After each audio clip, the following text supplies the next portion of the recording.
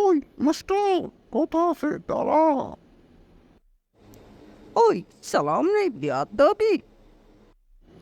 বেশি কথা বলবি না, তাহলে পোস্টম্যাডাম করে দেব। তোদের জন্যে তো এই সমাজে এই অবস্থা। বেশি জ্ঞান দিবি না, তো তার জন্য ডাকছি।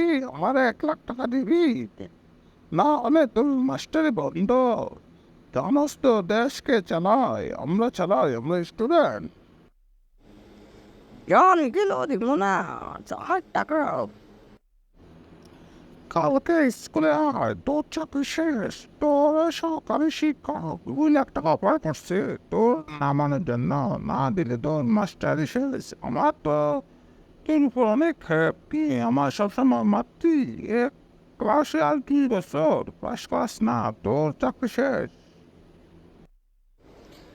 তারপর দিন স্কুলে যাওয়ার পর সব ছাত্রছাত্রীকে নিয়ে হেডমাস্টারকে পদত্যাগ করায়। স্যার কান্না কান্না করতে বলে, কান্না কান্না করে বলতে থাকে যে শিক্ষার আজ মেরুদণ্ড নেই। এই 18 বছর সব শেষ, ভবিষ্যৎ জাতির কী হবে? শুধু স্কুলে, সারা বাংলাদেশের শিক্ষককে মারতেছে ছাত্ররা, আন্দোলন করে ভালো শিক্ষকদেরকেও পদত্যাগ করা। আর যদি আমি খারাপ শিক্ষক হই তাহলে আমার জন্য উপরে কমিটি আছে, জেলা প্রশাসক আছে, তাদের কাছে তারা রিপোর্ট করতে পারে।